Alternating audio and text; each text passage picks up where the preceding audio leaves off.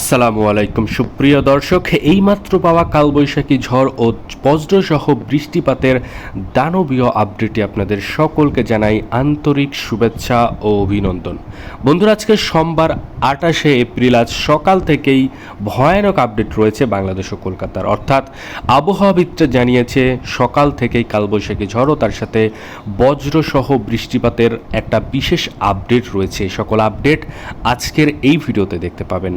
এছাড়াও আবহাওয়াবিদরা আরও একটি কথা জানিয়েছে, বাংলাদেশ ও কলকাতার বেশ কিছু জায়গার ঘরবাড়ির টিন উড়ে যেতে পারে এই ভয়ানক আপডেটে, অর্থাৎ এই ভয়ানক কালবৈশাখী ঝড়ের কারণে, এবং বড় বড় গাছপালা ভেঙে যেতে পারে বলে আবহাওয়াবিদরা জানিয়েছে। এতটা পরিমাণের ভয়ানক আপডেট রয়েছে আজকের এই ভিডিওতে।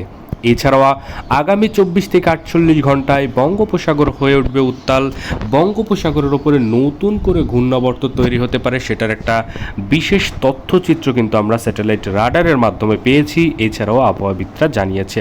এই সকল আপডেট আজকের এই ভিডিওতে আপনারা পেয়ে যাবেন, তাই দয়া করে সম্পূর্ণ ভিডিওটি দেখবেন এবং আপনি কোন জেলা থেকে আমাদের এই ভিডিওটি দেখছেন সেটা অবশ্যই কমেন্টে গিয়ে জানাতে ভুলবেন না। তাহলে চলুন আজকের এই ভিডিওটি শুরু করা যাক।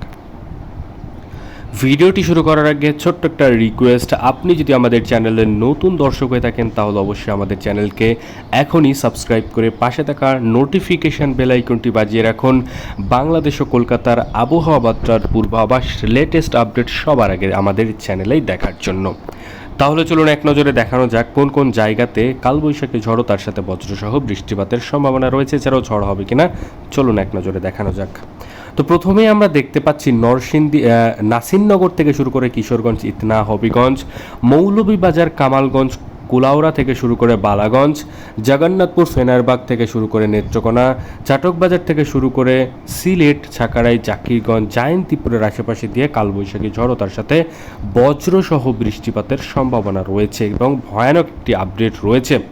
এছাড়াও আমরা দেখতে পাচ্ছি ফুলপুর, নালিতাবাড়ি থেকে শুরু করে জামালপুর, বাহাদুরবাদের আশেপাশে দিয়েও কিন্তু একই ধরনের আপডেট রয়েছে। এছাড়াও এই কালবৈশাখী ঝড়ের যে মেঘযুক্ত আকাশ থাকবে সেটা কিন্তু আরও কিছু জায়গাতে থাকতে পারে। ঝড় হতে পারে, কিন্তু বৃষ্টির আশঙ্কা খুবই কম থাকলেও কিন্তু ছিটেফোঁটা বৃষ্টির সম্ভাবনা থাকছে এই সকল এলাকাতে। প্রথমে আমরা দেখে নিচ্ছি ফরিদপুর, ঢাকা, কাপাসিয়া থেকে শুরু করে ময়মনসিংহ, সিরাজগঞ্জ থেকে শুরু করে কিশোরগঞ্জ, এবং আমরা দেখতে পাচ্ছি শালকুপা, মেহেরপুর, পাবনা, রাজশাহী, সিংড়া, বগুড়ার আশেপাশে দিয়ে, এছাড়াও সরাঘাট ছাড়া রাজীবপুরের আশেপাশে কিন্তু আমরা দেখতে পাচ্ছি কালোযুক্ত মেঘে আচ্ছন্ন থাকতে পারে আকাশে। এটার একটা বিশেষ আপডেট আমরা পেয়েছি। এছাড়াও কলকাতার 24 পরগনা, ওড়িশা অঞ্চল এবং উপকূলীয় অঞ্চলের সমস্ত জায়গাতেই কিন্তু কালো কালো মেঘযুক্ত আকাশ থাকতে পারে। ঝড় বৃষ্টির সম্ভাবনা খুবই কম, তবে কালো কালো মেঘের যে ছিটাফোঁটা বৃষ্টির সম্ভাবনা সেটা কিন্তু থাকতে চলেছে।